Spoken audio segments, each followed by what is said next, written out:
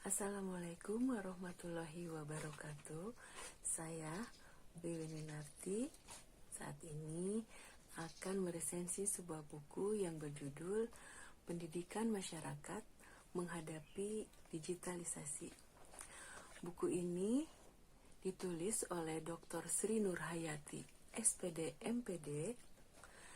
Beliau adalah seorang pendidik, tepatnya penulis ini adalah seorang dosen di IKIP Siliwangi, Bandung.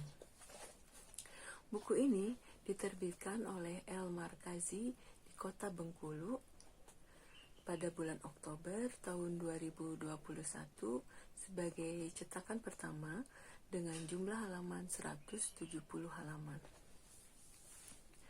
Buku ini berisi tentang penjabaran definisi-definisi yang berkaitan dengan konsep-konsep dasar digitalisasi, di mana bahasanya meliputi masyarakat digital, kompetensi digital, literasi digital, dan aplikasi digitalisasi untuk beragam segmen.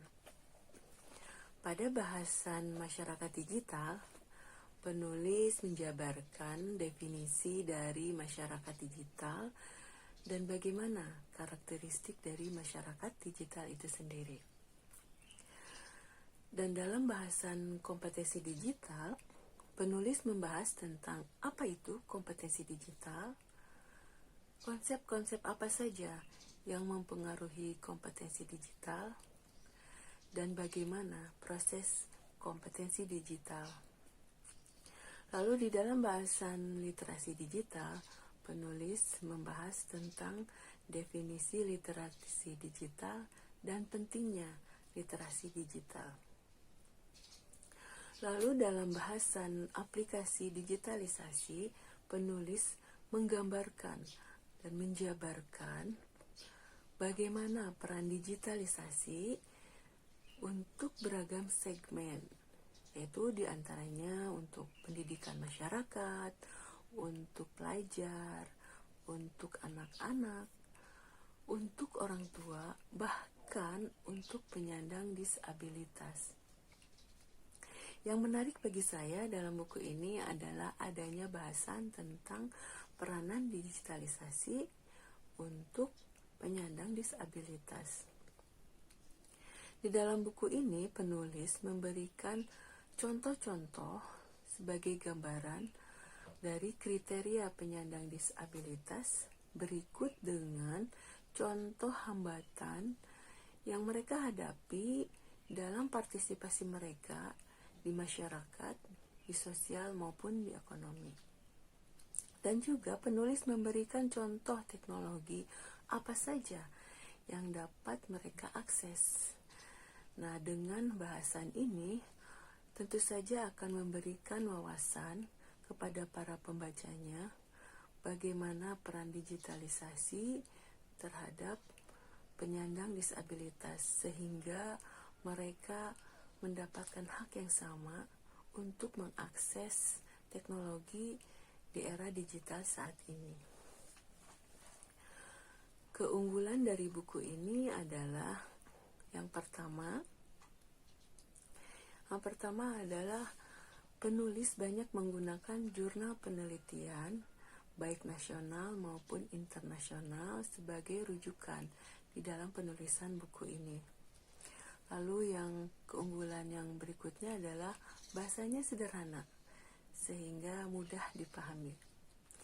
Dan keunggulan yang lainnya adalah penulis banyak memberikan contoh aplikasi digitalisasi, terutama di dunia pendidikan. Di dalam buku ini kita dapat melihat banyak sekali contoh-contoh aplikasi yang dapat digunakan di dalam pendidikan yang berbasis digital, baik itu aplikasi-aplikasi untuk pembelajaran, baik pembelajaran dari mulai PAUD, lalu pembelajaran berupa game bagi anak-anak, dan juga aplikasi-aplikasi yang dapat digunakan oleh orang tua di dalam mendampingi putra-putrinya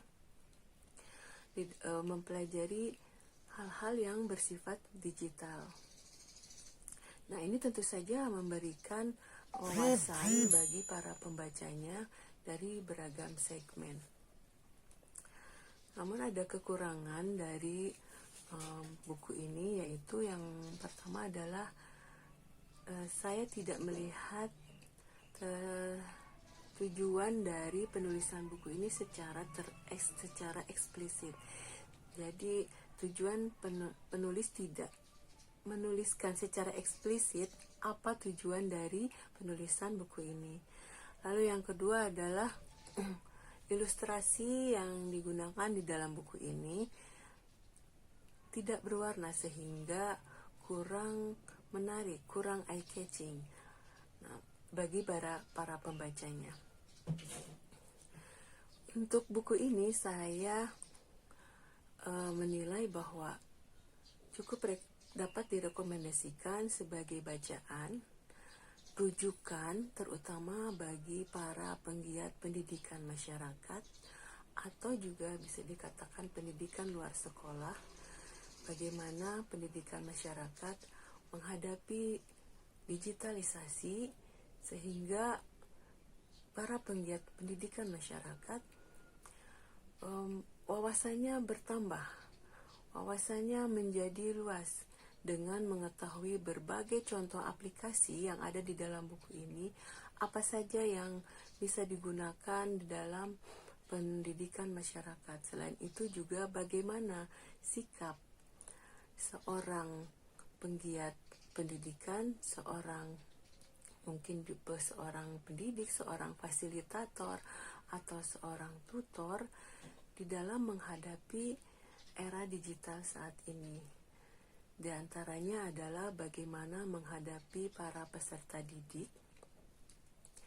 yang mereka pada umumnya adalah para generasi pengguna digital tentu saja. Nah, di sini dalam buku ini penulis memberikan gambaran sikap apa saja, bagaimana menghadapi generasi-generasi ini sehingga para pendidik mampu beradaptasi dengan mereka, mampu beradaptasi dengan teknologi dan memiliki kemauan yang tinggi untuk mempelajari teknologi itu sendiri. Dengan membaca buku ini, saya dapat menyimpulkan terdapat 3 poin penting dalam buku ini, yaitu yang pertama bahasan mengenai masyarakat dan kompetensi digital. Lalu yang kedua adalah literasi digital, dan yang ketiga adalah digitalisasi di dalam dunia pendidikan. 3 poin ini semua terdapat di dalam buku ini sehingga untuk para pendidik ini sangat bermanfaat. Untuk para penggiat dan yang terlibat di dalam pendidikan masyarakat ini sangat bermanfaat, sehingga buku ini saya rekomendasikan untuk dibaca. Demikian resensi buku yang saya bisa lakukan saat ini. Terima kasih sudah menonton. Assalamualaikum warahmatullahi wabarakatuh.